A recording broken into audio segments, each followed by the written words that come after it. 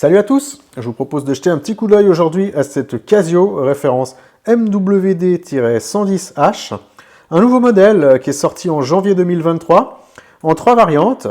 Si vous n'avez pas le budget pour acheter une G-Shock Square de base, comme par exemple une DW5600 qui va se retrouver aux alentours de 50-60 euros, si vous n'avez pas besoin des protections qui sont dans une G-Shock, mais que vous aimez quand même l'esthétique et qu'en plus vous aimez cette lunette métallique qu'on trouve ici, c'est un modèle qui peut être très intéressant. Donc 31 € sur internet pour chacun des 3 coloris. Ici on la trouve dans ces eaux-là.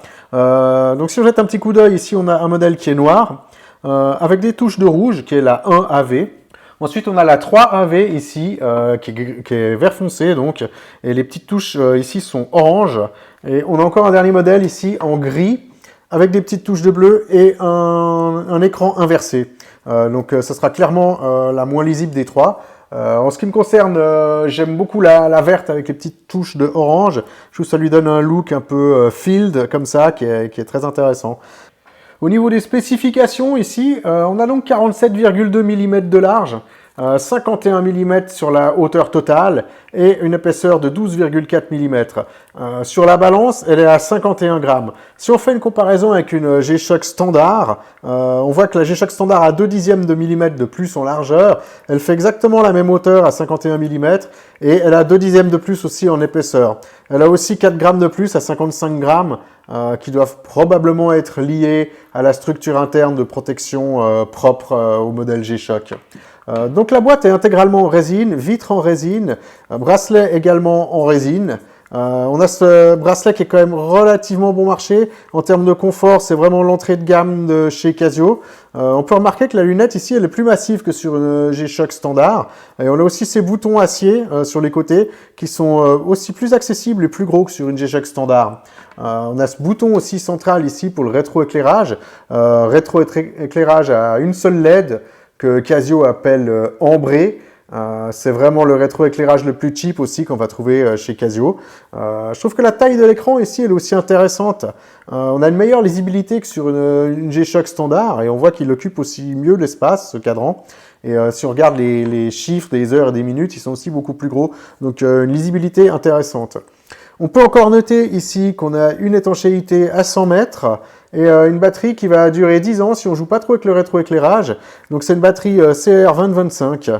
Encore en termes de précision, ici on peut parler du quartz qui est à l'intérieur ici, qui est aussi un quartz bon marché, qui va tourner, qui est garanti à plus ou moins 30 secondes par mois. Au niveau des fonctions, on retrouve le module 3517. Sur l'écran principal, ici, on a donc l'heure en bas, heure, minute, seconde. Sur le haut, on a la date au format anglais avec le jour de la semaine, le mois et le jour du mois. Et entre deux, on voit cette espèce de barre qui est un peu gadget, qui fait une espèce de compte à rebours sur 10 secondes. Et sur la droite de cette barre, ici, on voit cette espèce d'écran séparé en 4 positions qui permet de savoir sur quelle fonction on est au niveau de la montre, qui est relativement pratique. Au niveau des fonctions, donc ici on retrouve la première fonction qui est un timer qu'on peut régler jusqu'à 24 heures et qui tourne au dixième de seconde. Deuxième fonction, ici on a un chronographe qui va aussi jusqu'à 23h59, 59 secondes et qui est au centième de seconde. On a encore une alarme, une seule alarme sur ce modèle avec un bip horaire qui est désactivable, activable. Dernière fonction ici, c'est un dual time, donc un second fuseau horaire. Au niveau du porté et de l'esthétique, on voit qu'elle porte un peu plus gros qu'une G-Shock.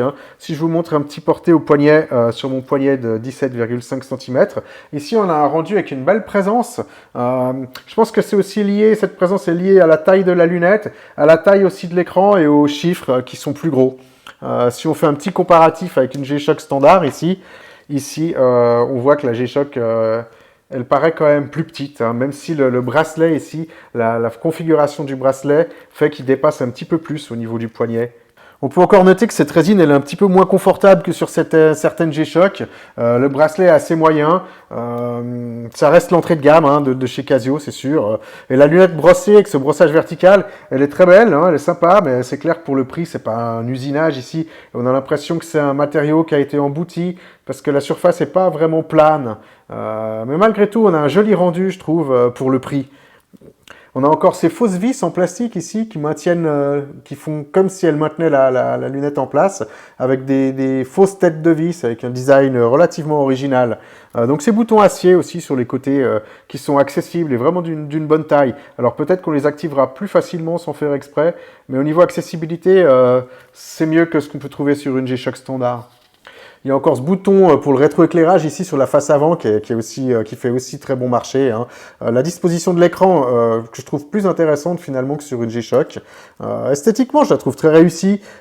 Cette lunette acier avec ces boutons acier sur le côté, je trouve que c'est vraiment un plus dans cette gamme de prix, hein, aux alentours de 30 €. Au niveau de ces trois modèles ici, je trouve que les choix de couleurs sont plutôt sympas, de bon goût, relativement discrets. Je trouve que Casio a pas mal haussé son jeu sur les modèles très entrée de gamme. Les dernières sorties qu'on a pu voir ces derniers mois, je les trouve relativement intéressantes pour leur prix. Voilà, hein, si vous n'avez pas envie de mettre la somme nécessaire pour acheter une G-Shock, ça reste une chouette alternative. Cette lunette acier qui est vraiment un plus. Moi, je trouve que c'est vraiment un modèle très sympa. Donc voilà, j'espère que cette petite revue vous a intéressé. N'hésitez pas à laisser un like si ça vous a plu, un commentaire si vous avez quoi que ce soit à me dire. Et je vous dis à la prochaine. Ciao!